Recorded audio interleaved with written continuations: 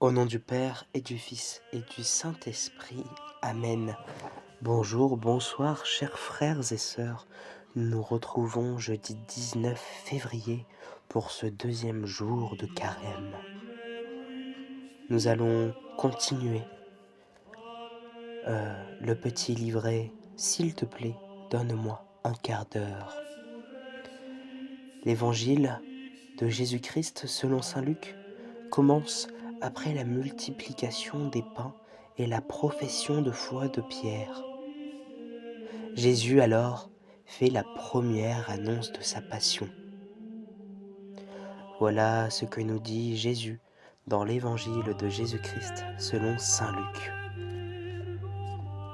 En ce temps-là, Jésus disait à ses disciples : « Il faut que l'homme, fils de l'homme, souffre beaucoup, qu'il soit rejeté parmi les anciens, les grands prêtres et les scribes, qu'il soit tué, et que le troisième jour il ressuscite. » Alors, disait à tous : « Celui qui veut marcher à ma suite, qu'il renonce à lui-même, qu'il prenne sa croix chaque jour et qu'il me suive.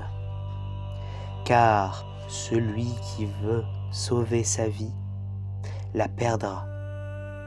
Mais celui qui perdra sa vie à cause de moi la sauvera. Quel avantage un homme aura-t-il à gagner le monde entier s'il se perd ou se ruine lui-même ? »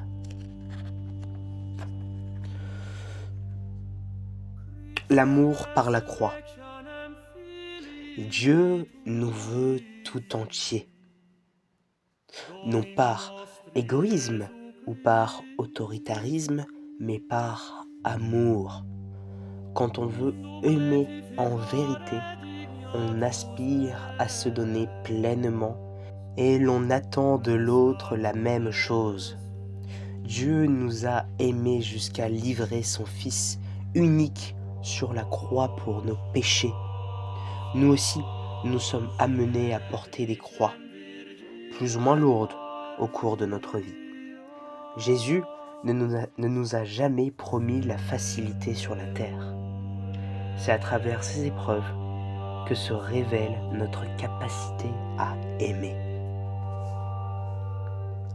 La question qu'on peut se poser en ce jour: et moi, à quel point est-ce que j'aime Dieu ?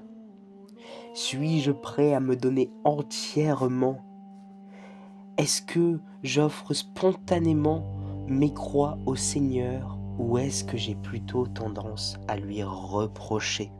Voilà une petite prière que vous pouvez dire après moi ou que je vous laisse porter par cette prière. Seigneur, je t'offre ma vie avec ses roses et ses épines. Ce sont elles qui me rapprochent de ton amour véritable. Aide-moi à les accueillir chaque jour dans la confiance que tu es à mes côtés pour les supporter. Amen. Voilà ce que nous disait saint Carlos Acutis. Depuis la naissance, notre destin terrestre est écrit. Nous sommes appelés à monter sur le Golgotha pour y prendre notre croix. Chers frères et sœurs, je vous remercie de m'avoir écouté. Nous continuons notre carême vers ce chemin de reconnexion pleine avec le Christ.